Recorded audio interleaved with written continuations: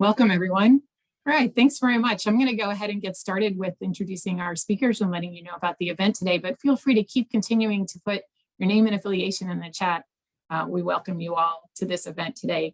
My name is Leslie Babinski, and I'm the director of the Center for Child and Family Policy at Duke University, and I'm also the director of the School Research Partnership for Duke.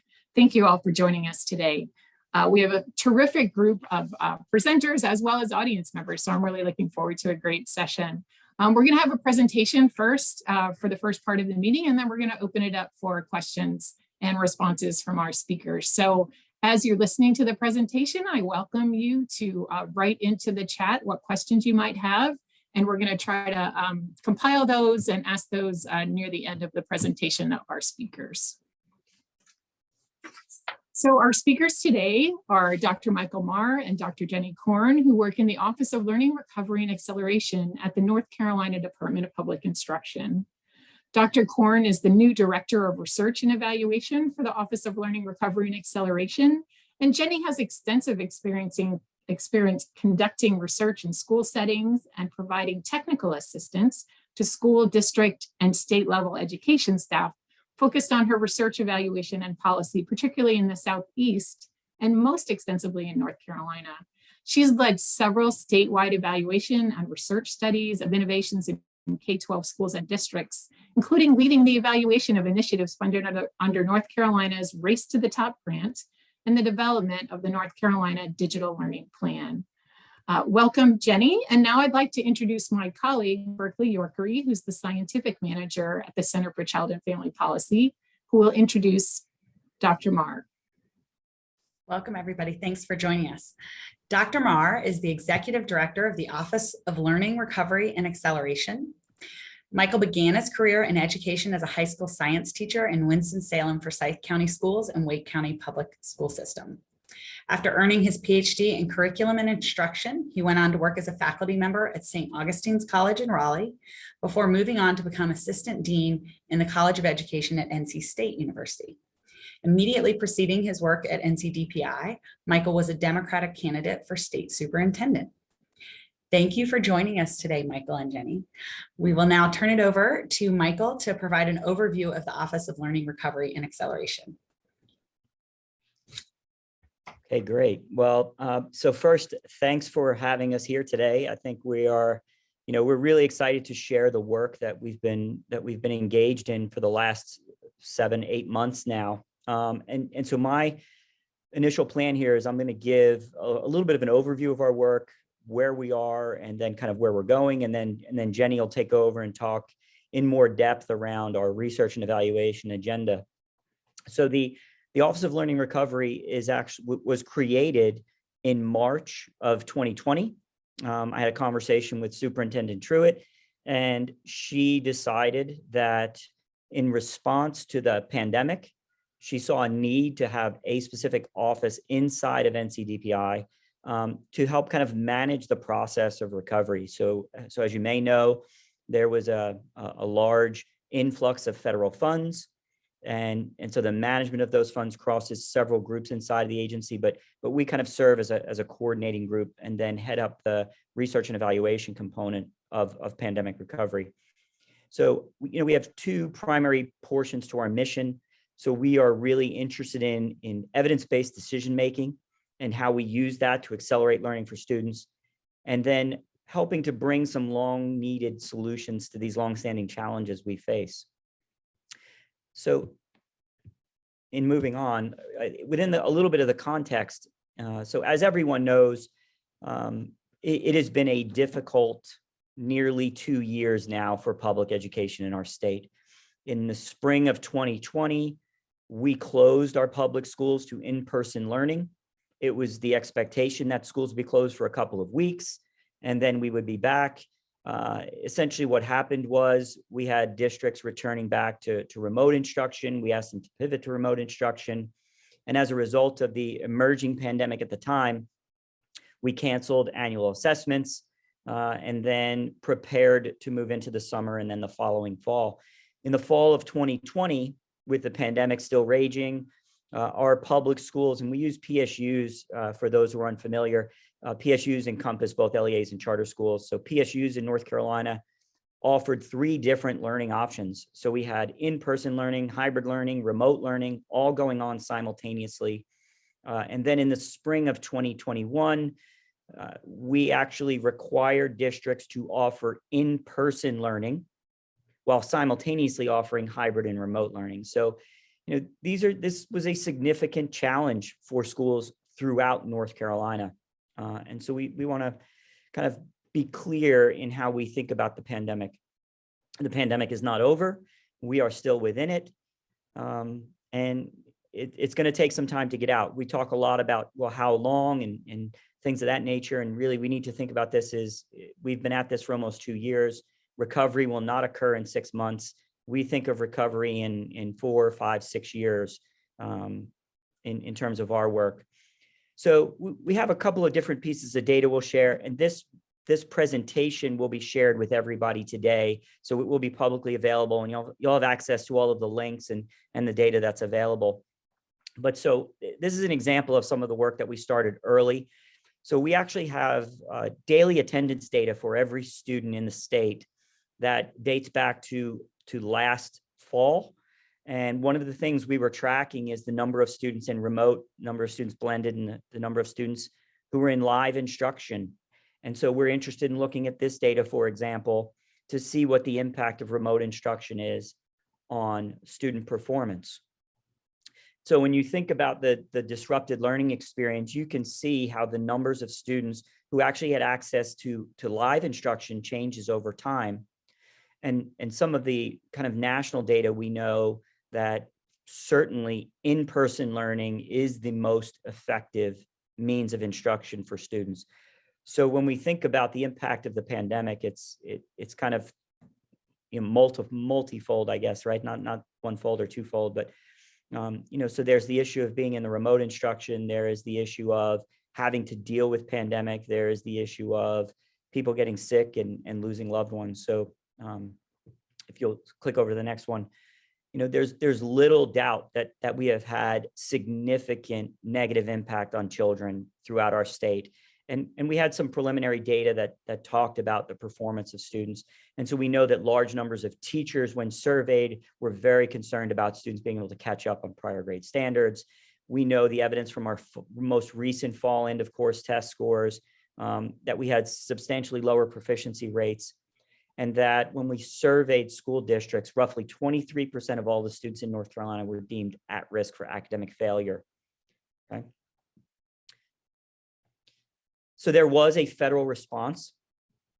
And so we had several influxes of federal funding. So beginning in March of 2020, we had the CARES Act, which delivered $13.2 billion to the nation. And so North Carolina received about $396 million.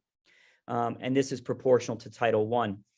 This is often referred to as SR1. And I think interestingly, for those who have worked in the state for a while, this $396 million is fairly close to what we received in our Race to the Top award. And so that was our first set of funds that came in. Those funds were used primarily for disease mitigation, and they were used for things like PPE and teacher training around keeping classrooms clean and keeping students safe. In December of 2020, there was a second act. It was called the CRSA, Coronavirus Response and Relief Supplemental Appropriations. That delivered $1.6 billion to North Carolina. Within each of these ESSER allocations, there's something known as the state reserve, and the state reserve is 10% of those funds, and it's what DPI has access to. In the SR2, that $1.6 billion, there was $160 million of state reserve funds. Those funds were actually appropriated by the General Assembly, and that was House Bill 196 that appropriated the $160 million. And so we'll talk a little bit more about those funds and how they were appropriated. And then finally, March 11th, we had the America Rescue Plan, which was signed into law. And this provided another $3.5 billion to North Carolina. 90% of each of these allocations went directly to school districts to respond to the pandemic. There are some very specific requirements for how they use those funds, but there is broad usage for that money. The 10% related to the America Rescue Plan, the $350 million, was actually appropriated by the General Assembly as part of our SR3 in the state budget. So we have been working the last couple of weeks now, working through that appropriation, categorizing the expenditures, and then moving them into the appropriate places so that we can begin deploying those and then develop some evaluation techniques. And so here you can see DPI has a full data table, which will give you each of the allocations by district. So essentially, we're able to see at any given point in time the amount of dollars that remain in each of the categories for each of the districts. And so that's basically where you see that choose a program. There's a PRC code. And so 181 represents that SR3 allocation. Okay. And again, you'll have access to that. So when we think about some of the current projects, we had a school extension or summer learning program that happened in the summer of 2021. That was Session Law 2021-7. So this was mandated by the North Carolina General Assembly. The Office of Learning Recovery was tasked with developing the guidance for that summer learning and then conducting the evaluation. And so we can get into a little bit of the evaluation of that program. And then based on what we learned from the summer learning program, we developed 2 additional programs for next summer. And so that's our Summer Bridge Academy and our Career Accelerator programs. So essentially what we saw in these school extension programs were districts employing a number of different types of programs. But in essence, we saw a number of them run these Bridge Academies, which look to take students who are deemed at risk and help to transition them from one grade level to another, but really in these kind of critical areas. So thinking about the student rising from middle school into high school, or 11th graders perhaps not on track to graduate. So thinking about those critical periods and then providing summer learning for students in grade level content to bridge them to the next category. The other example we saw a lot of in the state were these Career Accelerator programs, which gave students an opportunity to earn workforce credentials in the summer. And so thinking about how we align students to the post-secondary pathway of their choice, this Career Accelerator program has a ton of promise. We're additionally building out an entire section within our unit called Promising Practices. So the idea is with this incredible investment of federal funds into the state, we are hoping to identify a number of promising practices that get put in place by districts or by the agency that we can then share and scale and continue to test and then promote long-term. Some of our research and evaluation work, we have a virtual academy study ongoing. We are currently working on a lost instructional time impact analysis with the EVOS team, working, as I said, on promising practices. And then we just recently put out a call for a qualitative review of the learning recovery extension programs. And then additionally, we have an IES grant that is currently under review. So a number of programs. So the SR3 budget, as I mentioned, appropriated by the General Assembly in the state budget. There are 13 new PRCs for grants to public schools. All of these funds are required to be approved by Federal Programs Division here inside DPI. There are some that transfer out to other state agencies. There are some positions in that SR3, and then there are some required reports that we are responsible for. Some of our largest items, when you think about that $320 million worth of expenditure, the General Assembly has chosen to use $100 million of those funds to provide a $1,000 teacher bonus to every teacher in the state. There are $72 million appropriated for learning loss and enrichment programming, $37.5 million for the science of reading, $18 million for principal leadership, and this is really around turnaround schools, low performing schools, $16 million for cyberbullying, and then $13.5 million to the North Carolina Ed Corps for tutoring programs. Okay, and with that, I'm going to turn it over and let Jenny do some talking, and we'll monitor some of these questions as well. So thanks. Great. And just wanted to make sure you guys can hear me okay. Michael, can you tell me? Okay, awesome. So thanks to Leslie and her team for hosting us today. Michael and I are just are really excited about an opportunity to engage directly with the research community in our state. It's I think it's very much in line with the work he and I have both done for many years in North Carolina, and getting a chance to do this at such an important, critical time for K-12, getting an opportunity to really think about what are K-12 leadership at the state and local level. What are our priorities for research and evaluation, specifically for learning recovery? And I've had a chance to work with a lot of the folks on the call today. So glad to see so many familiar faces and names. But as I think most of you guys know, I mean, something that has always driven the work that I've done, whether from the Friday Institute, the last round of work I did at my future NC, it's always about getting the best and most rigorous data into the hands of the people making decisions for students, for teachers in North Carolina.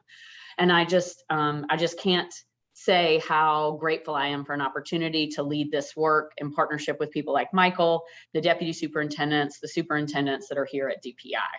So one of the very first things that I did, I've been on staff now about 3 months, and I would say for the first 2 months was me trying to get a handle on what did the state mean when it said learning recovery and acceleration. What were the major strategies? What were the intended outcomes? Because as you all know, again, a lot of you guys that have worked with me before, kind of step number one is building a logic model. The only way that we can know because we can't study every single thing. So really what we need to do is come to consensus on the most critical pieces of the puzzle, and then figure out how do we prioritize data collection, research and evaluation? How do we leverage all of the amazing research resources in this state? Michael and I presented just last week to the State Board of Education and talked about harnessing the power of the research and evaluation resources with the people on this call. Like, how can we think about strategically and systematically how to build out a research and evaluation agenda? Because we have a kind of a small but mighty staff. So how can we think about leveraging either ongoing research and evaluation studies that you guys are conducting, getting that information to the people in positions of power at the legislature, at DPI, the superintendents in our public schools, local school boards, the charter school advisory board, like really thinking about that being a two-way communication. And so the first things that I did, that Michael and I did, was we sat down and had probably 50 meetings inside DPI with all these different groups, with the state superintendent's office, with DPI directors and staff, and with the State Board of Education, and trying to get folks to come to consensus on the purpose of my work, of our work.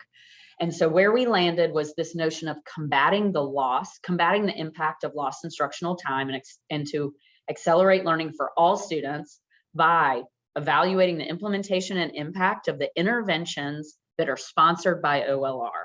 So that is that state holdback, that state with the $350 million that we're pushing out from DPI. How can we evaluate the implementation and impact of those programs so that we can support decision-making about continuation, expansion, or targeting of programs going forward?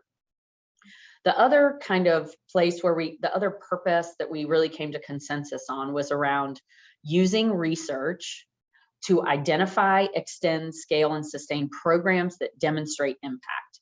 And we're calling these, Michael mentioned them, promising practices. How can we develop a way, how can we identify programs that seem to be working for a particular group of students? How can we figure out that, where across the state, despite the chaos of the last 18 months, learning happened. Kids learned new content.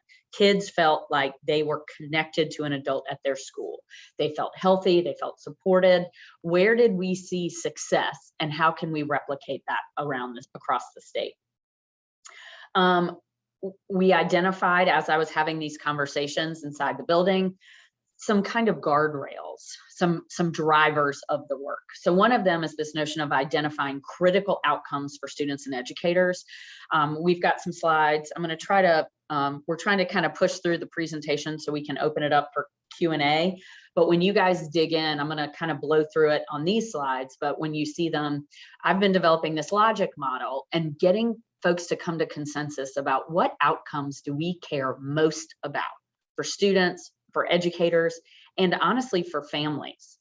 Something that was a little bit surprising to me when I first started, I thought that folks inside this building would be like laser-like focused on academic learning outcomes for students.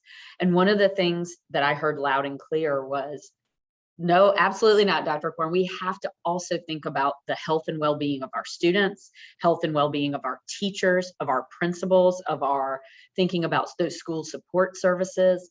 They also talked about the impact on families, that this pandemic has not just had an impact on the K-12 students, but it's had an impact on the relationship the family has with the school, how connected they feel, how the schools are situated as like a core part of the community, and what do we know about, and what data do we have access to? And that was kind of another question I asked everybody at DPI.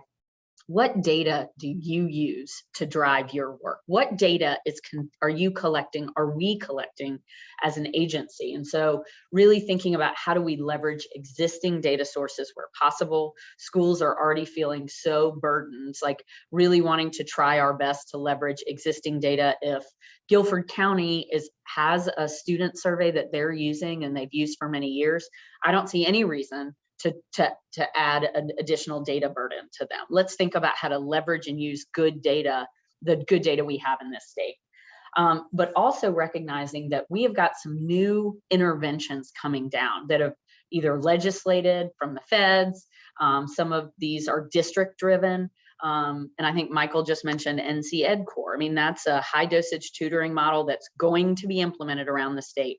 So how can we think about designing new research studies that measure the implementation and impacts of those new interventions?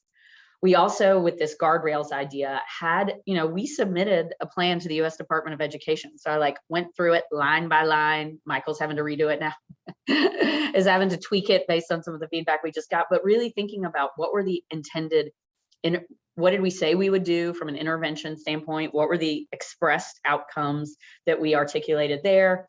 Also, our legislature passed a couple of bills, and so there's some mandates in our state statutes. The new state superintendent just rolled out Operation Polaris. There's some key points in that we wanted to make sure we were aligned with, similar to our State Board of Education has a strategic plan, and then the comprehensive remedial plan that many of you, especially on this call, are familiar with. So next steps for me and for Michael and our office over the next year is this notion of presenting this draft research and evaluation plan. And we've got a doc that we could send. It's like a 4-page document that summarizes where things are right now, really looking to get some input and feedback. So we presented at the state level. Now we're really ready to go out and do these outward facing external stakeholders. Hopefully, I'm hoping to be on the road the next couple of months. I'm going to meet with superintendents in their RESA meetings to get some input from them about what we're proposing. We also will be engaging those critical members of the General Assembly. We also have an ARP committee of practitioners that was approved by the state board that is very big, represents all different kinds of stakeholder groups. We have our first public meeting on that. I believe it's Wednesday or Thursday of this week. So that will be a great kind of stakeholder gut check for a lot of this work. With the intent, we're hiring a couple of staff. Hopefully you guys have seen, we're hiring. We've just successfully found a quantitative methodologist that we'll be hiring at the department to work in our office. We are looking for a strong qualitative researcher. If any of you guys know anybody, please let us know. I'll be happy. I'll be sure to share that that job posting with Leslie and her team to share out. But we're looking for a strong qualitative researcher with background in research design to help us as we're thinking about how to use this mixed methods approach to really really understand and tell the story of the impact of the pandemic on K-12 schools in our state. And then we've got a couple of joint ed oversight reports wanting to flag that for folks that we already know about for 2022. We probably need to update this list, Michael, after the budget came out. I bet there's some additional ones I should add to the slide. But these are the big picture kind of research questions, research and evaluation questions that folks inside the department and the state board now have kind of seen and signed off on. Broad strokes implementation questions. So as you all are thinking about designing new research studies or wondering if we would be interested in collecting feedback back from you about kind of ongoing studies that you all are doing, we're interested in implementation questions about our state funded learning recovery and acceleration strategies. Also thinking about promising practices, about local learning and recovery acceleration practices. Where obviously everybody is really interested in near and longer term outcomes of the state and local learning recovery strategies. We've identified some student groups, educator groups that we're interested in, and I've got that slide in here too. And then improvement. So thinking improvement questions, what strategies should be considered for continuation? And also this notion, this is obviously a huge question about what is the return on our investment? Can we pull out some cost benefit analysis and recommendations? This is the current draft. Oh, it needs to be, I haven't even updated it yet. This has not been updated since the SR3 funds came out, were released.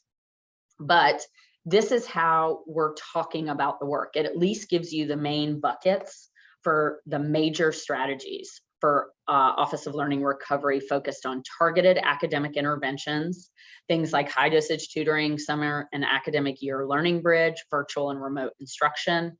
Also enrichment programs, that's where we're categorizing those summer career accelerators, thinking about broadband, strengthening community partnerships, supporting family engagement, the healthy meals and snacks before and after school programs, quality educational materials, developed by North Carolina teachers, aligned to our standards, built into that are accessible to all students and teachers across the state.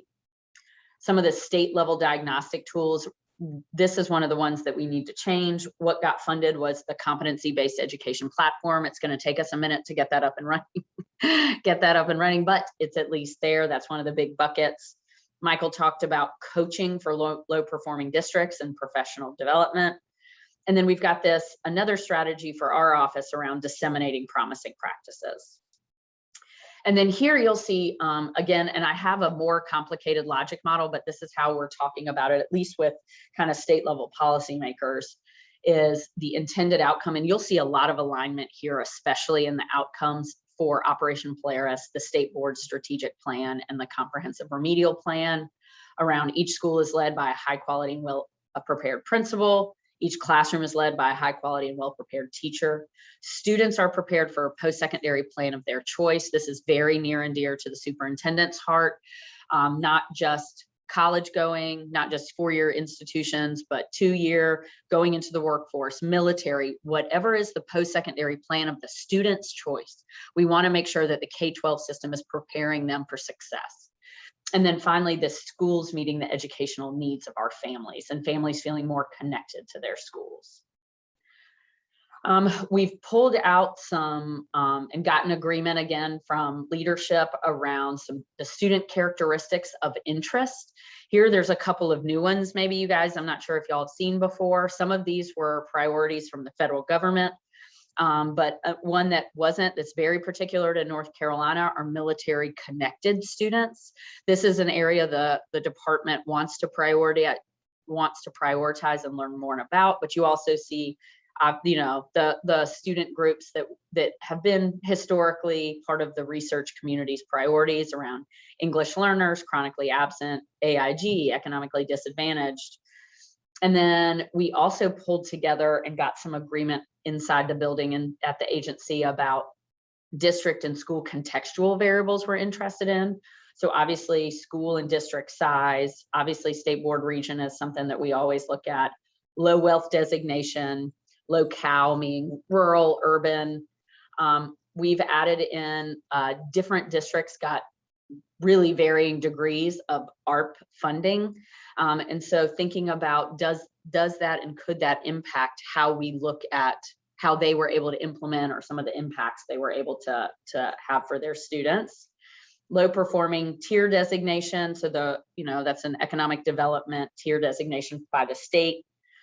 Something that we've asked as we've been building out some of these initial kind of ideas and research plans is looking at schools that are 51% or more Black, 51% or more Hispanic, 51% or more white, or then no majority, and looking at how those types of schools differ for some of the outcomes that we might expect. And then home connectivity. Did want to make sure everybody on this call was aware we have got an outstanding group here at DPI led by Carl Pond. Casey Elander, I believe, is on the call, and most of you probably know those two names. I think I saw Diane was on the call also, but they lead the data enterprise management group here at DPI. They have got any research data requests need to start at least with that office. They've got a great website that provides links to all available state level data, the publicly available data. Also has some information about the new security review requirements and data request forms. So you guys will get that link today too. And I think with that, I'm turning it over to Leslie, I believe. I know that was a lot, so I'm looking forward to seeing what some of the questions popped up in the chat. Thank you so much, Jenny and Michael, for that really wonderful overview of your Office of Learning Acceleration and Recovery and the great work that you're doing. One of the really exciting things about this work is that you're able to really have this continuous improvement cycle, going from what the needs are in the state to designing a research study, to look at the data, to feeding it back to decision makers like you were talking about. So I'm wondering if you could give us a little bit more of a flavor of how you do that, how you're evaluating implementation and impact, maybe through one of the programs that you mentioned, like the summer learning programs. How is that process playing out, and just how do you do the work? Yeah, so you want me to start us off? Sure. Yeah, so the summer learning program, of course, was one that was legislatively required. And so within it, there were some very specific things that we had to evaluate, including student performance in reading and math, kind of on a pre-post, as well as the number of credits recovered by students at the high school level. And so we will present a report to the State Board of Education next month, and then that report will go to the Joint Ed Oversight Committee at the General Assembly. And what we've decided to do with that report is not only report the specific requirements that were in the legislation, but additionally, we went and kind of took the extra step of trying to identify these promising practices that occurred. So we conducted, myself and some others in the unit here, we did more than 25 site visits around the state, and so visiting programs. In addition, we surveyed all of the districts to ask them essentially what were the challenges they faced, what were some of the high points, with the idea being that we could better then inform either new legislation for summer programming, or what we chose to do this time was to create another set of summer programs based on what we learned off of these initial kind of these initial looks. So the data is currently coming in on the pre-post, on the CBE assessment, and Jenny's working with Carl's team to wade through that data.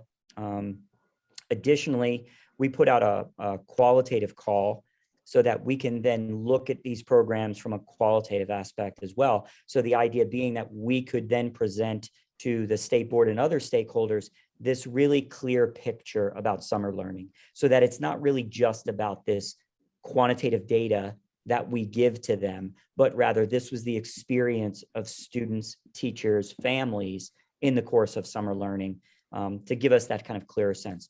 So what we hope to do going forward, though, is, as Jenny had mentioned, be far more directed in when we think about the implementation of a program, that the Office of Learning Recovery is the one that's deciding the metrics of evaluation, as opposed to it being put into law, for example. And so some of that is what we're doing. So Jenny, you want to add to that?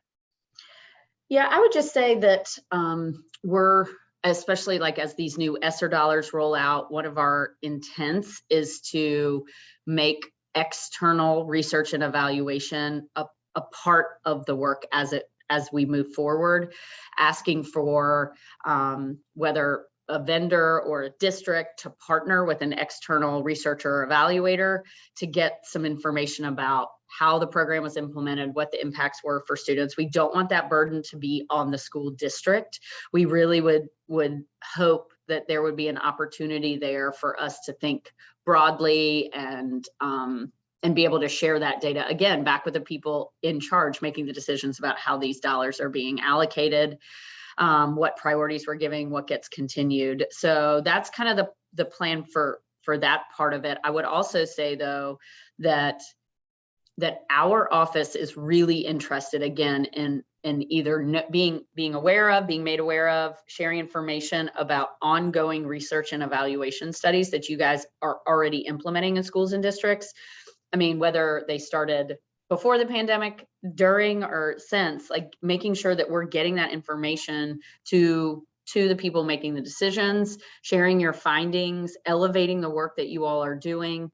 And if there are new calls for external funded research from IES, from Spencer Foundation, wherever, like, I think our office is really open to either connecting you with a district that is implementing that or is really interested in studying that, and or the department serving as some sort of I keep thinking about like an air traffic controller, because we're not going to have the capacity to do all that work inside inside. So really looking to you all and your expertise. So if you're looking on this and, you've spent the past 10 years studying the health and well-being of middle school students in Durham Public Schools, and you want to continue that work, and, I really think that we're open to your ideas, to building off your expertise, to learning from and with you on those types of projects.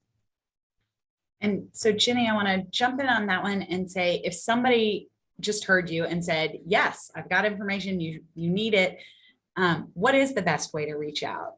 Yeah, so we're like just getting started, but I would say for now, just email me. Is that crazy?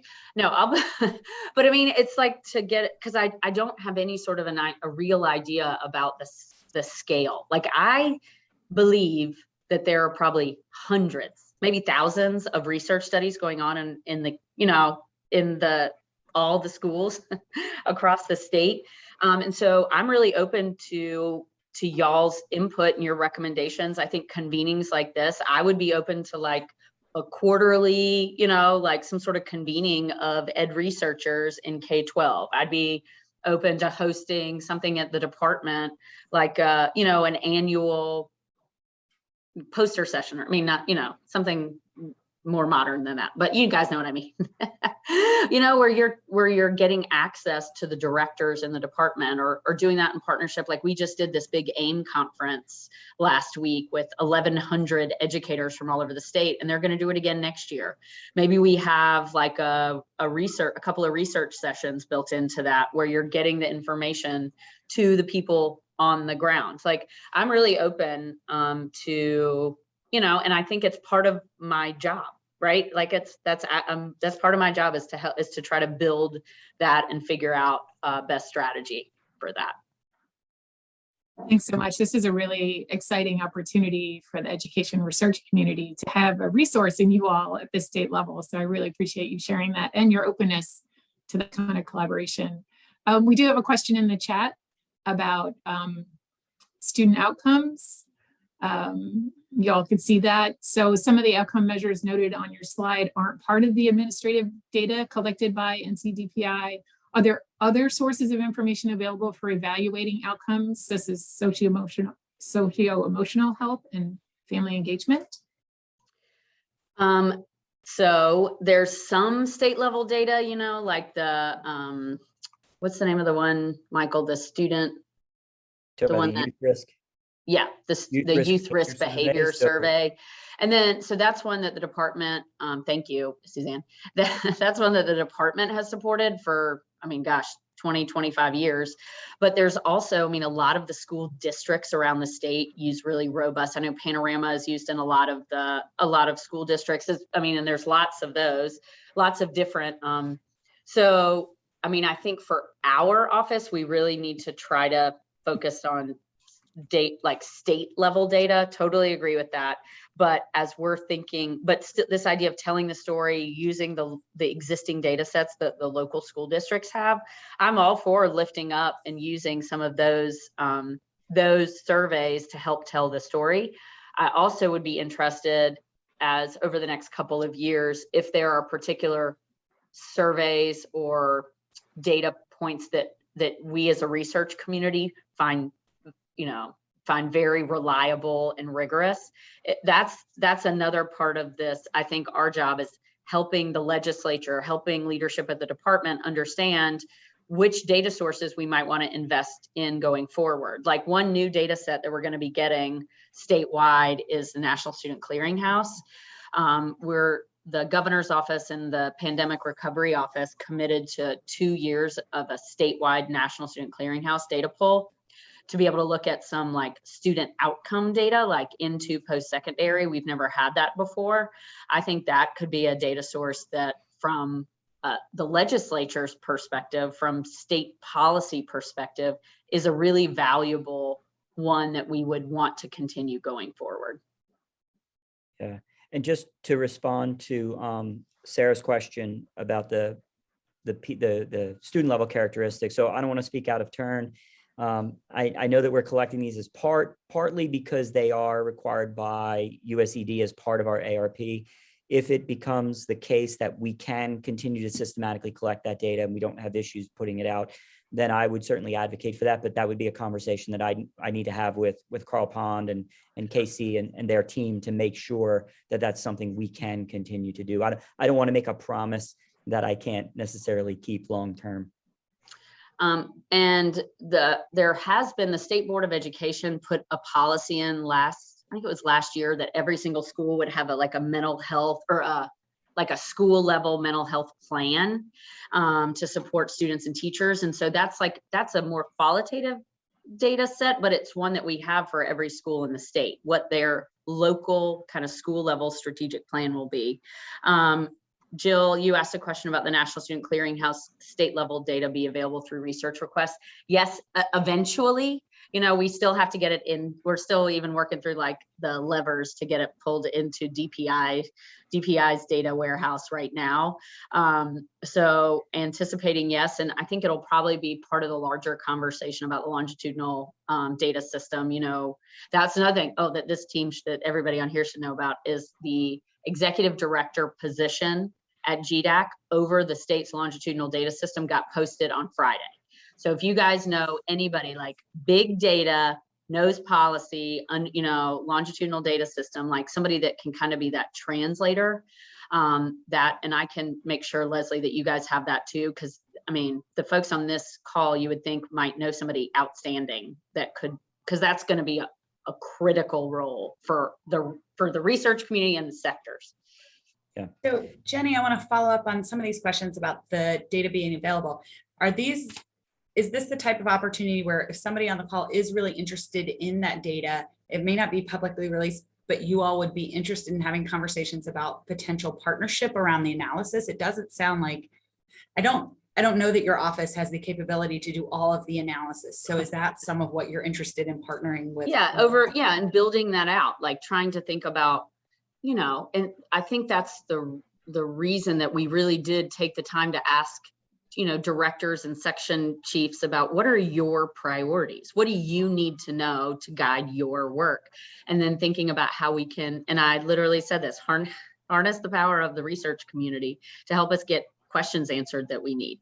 I mean, there's still a lot that, like I said, we don't even have the data in-house yet, but it is we have a signed contract, we have funding for it for 2 years, which is a huge step forward. Carl Pond has really been a great partner on that with us. Thank you so much. Go ahead. I think it's important, to note, right, that we do envision this kind of longer term, thinking about this office. What does it look like post-pandemic? Does it continue to exist? And we think there is a need for the agency to have an office that does this type of work. And I think the way you build something that's sustainable is by creating this process for external partnership. And so that there's this mutually beneficial relationship that happens between the agency and researchers, so that we have some very particular things here inside the department that we're trying to get answered. We can't do it on our own, and we have other folks that can help us do that. And so we want to create that model. There is one question I was going to answer pretty quickly from Sunny about other offices. So a couple of weeks ago, I attended CCSSO with the superintendent. And so, yes, there are some offices. They're not exactly the same. Each state has set it up a little differently. So we were invited by CCSSO to be a partner in their learning recovery network of states. And so it's a select group of states that we're going to participate in. And then we were also invited to participate with Ed Commission of the States to be a part of a cohort of states, again, doing the similar work. So the answer, yes, there are some other states. Yes, we are connecting with those states. But I would say, especially to people like Sunny Ladd and others on this call, if there are really good people in other states that are directors of research or something similar that you guys have worked with before, you were like, that they have figured it out. I would love to be connected with them. It's a new role here at DPI. I'm new to the agency.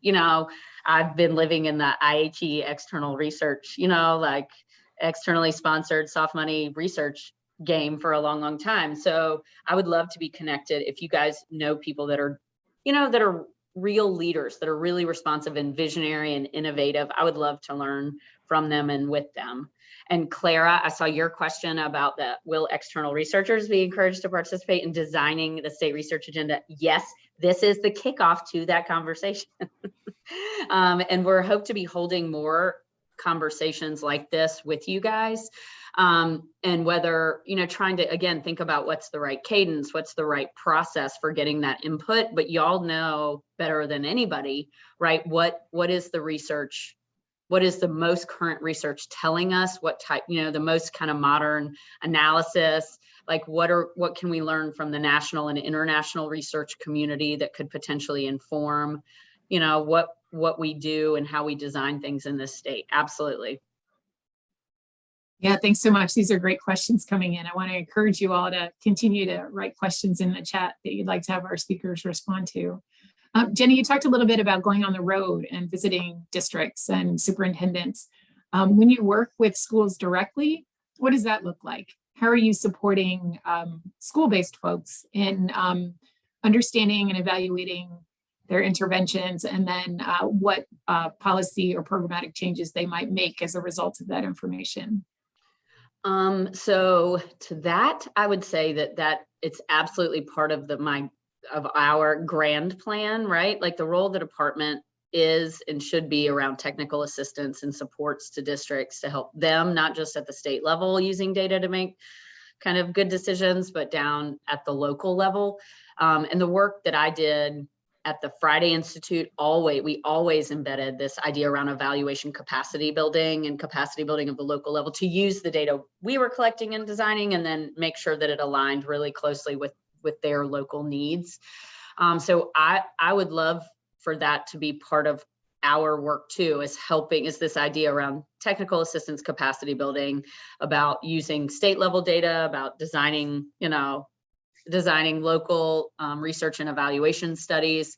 Part of what we'll be able to do in the near term is build in some of the requirements for the SR3 to include research and evaluation. I think longer term, I'd certainly be interested in partnering with like our federal programs, with district and school transformation, with the regional directors around the state they're all kind of regional staff that are here at DPI that are providing supports out locally across the state. And so thinking about how our office could partner with them to make sure that we're getting to the right people. This initial, the initial kind of roadshow that we'll be doing is because we're so new, because nobody has really done something like this at the department. I mean, when we did Race to the Top, it was very externally driven, right? Like we we wrote a proposal. And so when we designed the research and evaluation study, we just wrote it to the proposal. And so that's a different sort of approach than what we're going to be doing this time. And the scale of it and the crisis part of it is, the urgency. And so initially what I'll be doing, hopefully, is getting out to all the RESA for the superintendent's council meetings. They meet about once a month in their region, the superintendents. And that's a really good place to get kind of a gut check, like an honest feedback about what they want us to, focus on, where some of their concerns are. So that'll be hopefully in the next 2 months. And I feel like, and we, still need to, we still need to talk to school boards, and we still need to talk to, make sure the principals know what's going on. But I feel like I think it'll be really telling, because right now what I'm hearing from every single superintendent, principal, is the staffing shortages is what's keeping them up at night. There's no answer right now. And so I anticipate they're going to want us to be prioritizing, what are solutions to some of the staffing shortages that we're seeing out. It'll be interesting to hear what they say. Yeah, I think that's an important point, right? Quickly before I get to that, just to answer Suzanne. So we've met with College of Ed deans. We've had 2 webinars with them already across the state. Public health, I think they're on the list of groups that we're looking to meet with. But yeah, this whole idea of we're also trying not to throw so many interventions out at schools in a time in which they're just trying to get classrooms staffed. So also trying to be mindful of that. And then with school boards, I spoke to School Boards Association in the summer, and then we actually presented at the School Boards Association conference a month ago. So we're trying to hit as many different constituent groups across the state as we possibly can, so that, 6 months from now, nobody says, well, the DPI did that all in a black box. Like, they didn't talk to anybody when they did it. When in fact, we're trying to talk to everybody if we can. I'd love to follow up on something you said, Jenny, that I think is relatively quick. So you've mentioned a couple times that the SR3 funds, you all want to build in a requirement for research and evaluation. And my question, since we have a number of researchers on the call, is will there be funding for that research and evaluation? And if so, what might that look like? Who would it come from? Would it come from the local district or you all, or how do you envision that? We're still trying to figure that out, but yes, funding, I'm talking like a percentage of that. Can we set aside, make it a requirement that for the $2 million allocated for X, that a portion of that goes to hiring an external evaluator as a requirement of their scope of work. So yes, so both with the things that are being pushed out in some of those SR3 buckets that Michael was talking about, that is specific to targeting and addressing learning, recovery, and acceleration, but also, there's funding that we have some flexibility on in our office, so opportunities there. And then again, like I said, we're going to need external partners thinking about broader, like other funding sources, like we've got a bunch like NSF. I feel like there's a bunch of stuff in there on STEM focused stuff, some technology focused tech ed, digital learning things. Like I'm really going to be kind of a broken record about that inside the department. Yeah, I see there's a question from Jennifer about the logic model. Yeah, so Bucket E, supporting the educator workforce. The challenge here is our logic model, this particular component, is driven by the ARP plan, which is our SR3. And if you remember, the SR3 it's only 10% of the total funding, right? So 90% goes directly to districts. The challenge is we presented a plan to the state board, and we presented it to members of the General Assembly, that House and Senate ed chairs, and our recommendations weren't entirely taken in appropriating the money. And so the funding was appropriated in a way that was prioritized by the General Assembly as opposed to the Office of Learning and Recovery. So we would certainly like to have more in terms of supporting the educator workforce, but we don't have any dollars specifically allocated to it in the appropriation. And we weren't left, we don't have any real discretionary money. We also asked for discretionary money. We also asked for more money for research and evaluation, and we didn't get those things. So we're working through those as well. Yeah, and we did, and there is a way more complicated logic model that the version we had to like take it up a level because we had to present it to the state board. So there is a more complicated, messier, like spaghetti map. We're just about out of time, but Jenny and Michael, thank you so much for joining us today. I'm already thinking about how we go forward with next steps, and really appreciate your openness to working with the broader community on these really important issues in education. It's such a crucial time, and I think we're all excited about your new role and your new office and how we can get involved in it. So we'll definitely be in touch about follow-up meetings and how we can move this work forward and support your efforts in the new Office of Learning Acceleration and Recovery. So thank you so much.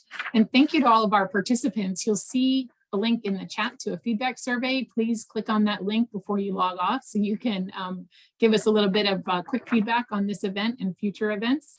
I'd also like to mention a couple of upcoming events in the Center for Child and Family Policy. On January 18th, along with the Sanford School of Public Policy, we're co-sponsoring the Crown Lecture on Ethics, featuring Dr. Jeanette Betancourt, who's the Senior Vice President for U.S. Social Impact at Sesame Workshop. And she's going to be talking about equity and inclusion on Sesame Street. So please look for that announcement and join us for that. And then on January 20th, we're having our next Sulzberger Distinguished Lecture, and that's with Denise Fort, the Interim CEO of Education Trust. And she's going to be talking about opportunity gaps that affect students of color and students from low-income families. So look for those events in January. In addition to any follow-up events that we have with this wonderful office at DPI, thank you again for your presentation today.